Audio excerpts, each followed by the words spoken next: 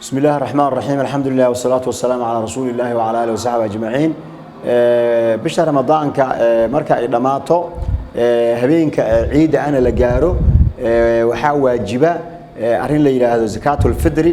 أما لو يقانو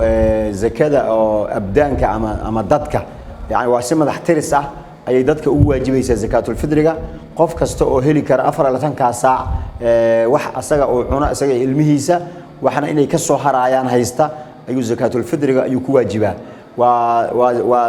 أما دكرسون والد هذا أجر بدن أيا كجرو وحور لجماع صلاة هدي قف أو حكى خلدمان أما أو وسواس أو قالوا سجود السهو أيا لغو كبا سجود السهو صلاة وحال كان لمد زكاة الفطر وزكاة الفطر وحالغو ترترا وحي قفك أنت وصومنا بشهر رمضان هذا الذي ما لا يعني جها يحيابه كدعي ayaa looga dhaqaaya oo looga kaba sujuud sahwiga loogu kabo salaada ayaa zakatul fitrigana soonka ayaa loogu kaba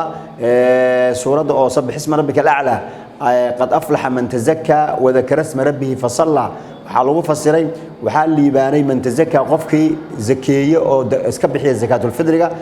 wa dhakara isma rabbih fa salla ilaahina xusa salaadi ciidana tukada nabiga sallallahu alayhi wasallam ayaa waajibay zakatul fitriga saacan min ta'am suus oo raashin ah xigmada loo jiidayna waxay ahayd waa soonkii wixii rafad iyo xumaan ahna in looga baabiyo qofkii duhratan lisaa'im inuu yahay iyo wad'umatan lil masaakiin dadka masaakiinta ah inuu quud u yahay ama uu raashin u yahay ayaa loo jiideeyay meeqa waajibaysa waxa waajibaysa yani dadka hadda waxay u badan yihiin magaalada marka la joogo bariiska ayaa aad loo isticmaalaa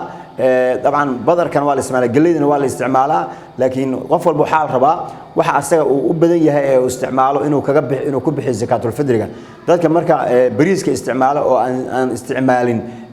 galeyda aan isticmaalin zakatul fitrigooda waa bariiskaas wuxuu noqonayaa 2 kiilo iyo bar oo bariis ayaa qofkii laga rabaa galey haday tahayna 4 galaasood ayaa laga rabaa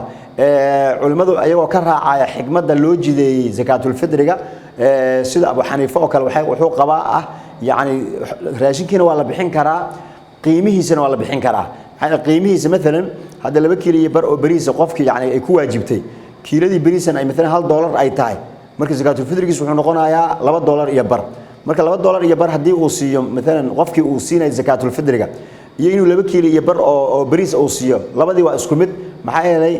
bariiskan asalka ah waa waxa yani qiimaha laga soo qaadanayo yani lagu jaangoynayo maslaxada miskiinkuna way isbabadashaayo marna waxa laga yaabaa inuu meeshu raashinkii uu ku yar yahay oo raashin loo baahan yahay marna waxa dhici karta raashinkii inuu yaalo laakiin wixii lagu gadan lahaa iyo ihtiyaajaad kale oo qofkan uu leeyahay inay jirto marka hadba xigmadda waxay ku jirtaa meesha oo qofkan miskiinka dantiisa ay ku jirto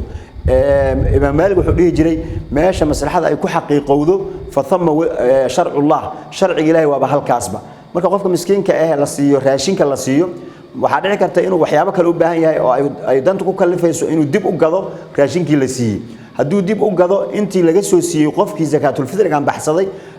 مسكين كلام السينا ولا جن نسقى من آية العكير يا السينا آية marka waxa loo jideeyay ma in ahayn in ganacsadaha loo daneeyo waxa ay in miskiinka loo daneeyo marka aynu weydiino miskiinka dantiisa maanta waxa u baahan yahay daad tirada zakatul fitr ayaan ku siinayaa ma $2 iyo bar ayaan ku siiyaa mise 2 kiilo iyo bar bariis ayaan ku siiyaa midkii uu ku yiraahdo si haduu yiraahdo $2 iyo barka isii ana kala qaybsanayo oo qaarna sokor ku soo gadanayo qaarna saliid ku soo gadanayo qaarna dhuxul ku soo gadanayo ayada si haduu ku yiraahdo ma waa inaan karsadaan rabaana oo bariiskan u baahanayna bariiska si maxay leeyahay xigmada loo jideeyay iyo ujeedada laga lahaa iyo maqaasidu shariica marka la fiiriyo zakatul fitriga waa miskiinkaas in maalinkaas ciida uu farxo nabina wuxuu yiri uqnuhum aan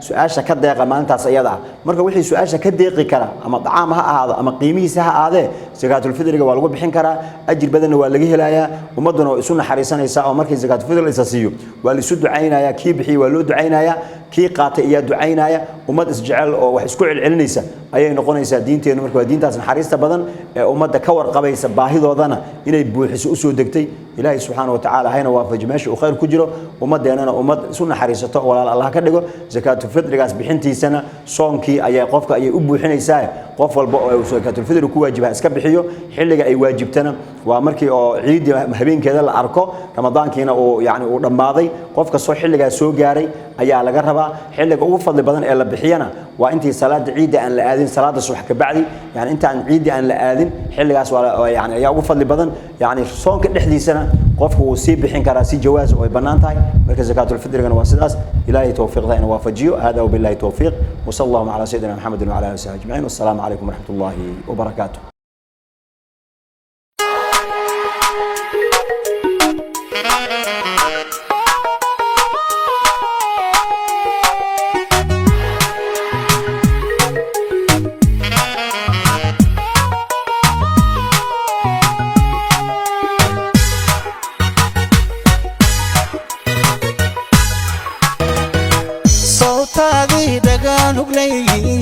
warkaaguna dhowrsana